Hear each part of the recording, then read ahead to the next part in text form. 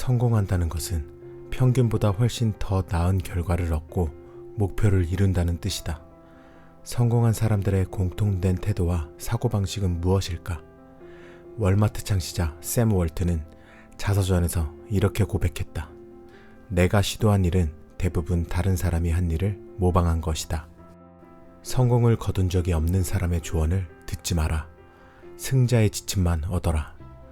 목표를 달성한 사람들의 태도와 행동을 연구하라. 성공한 사람들의 자서전이나 전기를 체계적으로 분석한 끝에 발견한 사실은 다른 사람들이 불가능하다고 생각하는 것을 해낼 의지와 용기가 있었다는 것이다. 성공을 거둔 사람들은 단 한 번도 실패하지 않고 계속 성공을 이어온 것처럼 보인다. 그들도 뛰어넘을 수 없을 것만 같은 장애물을 극복했다는 것을 기억하지 않는다.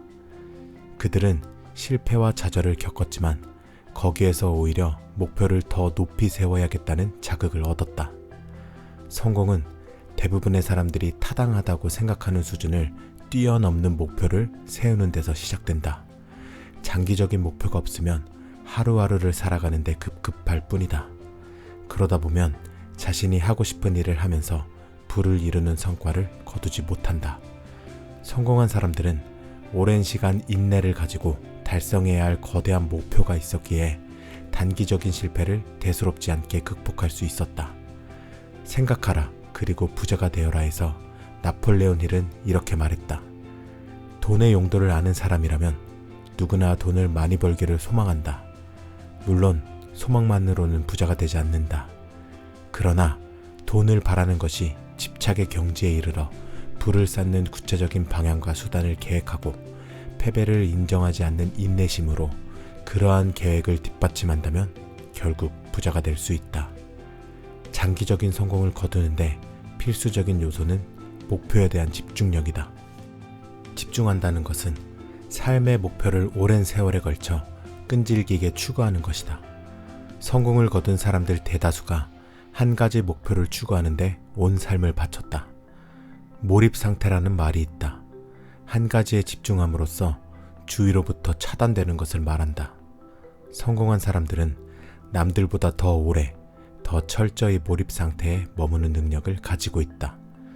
우리는 주의가 분산되어 일의 우선순위를 잊어버리고 사소한 일에 몰두하는 경향이 있다. 가끔은 한 걸음 물러나 자신의 삶을 찬찬히 돌이켜볼 필요가 있다.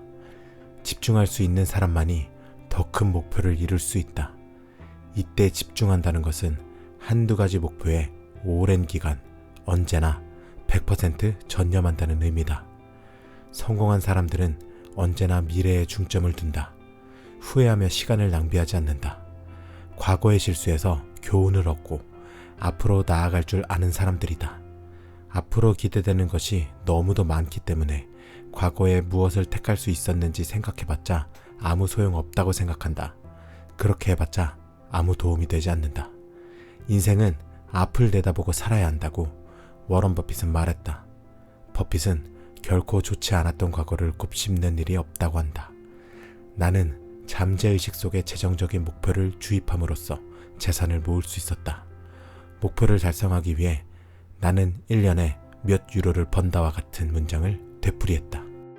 내 머릿속에 GPS에 주입한 목표와 실제 결과를 비교하기 위해 10년간 일지를 기록했다. 그 결과 매우 과감한 목표를 세우고 해마다 목표 수준을 높였는데도 성공률이 85%나 되었다. 어떻게 해서 이런 일이 가능한 것일까? 잠재의식의 힘에서 정신의학자 조셉 머피는 자기 암시가 목표를 달성하는 데 도움을 준다고 말한다. 머피는 세부 사항과 수단은 신경 쓰지 마라. 그저 최종 결과만 생각하라. 건강이든 돈이든 취업이든 만족스러운 결과를 냈을 때 어떤 느낌일지 상상하라고 조언한다.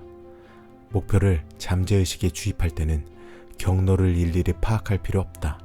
중요한 것은 부단한 반복을 통해 목표를 잠재의식에 각인하는 것이다.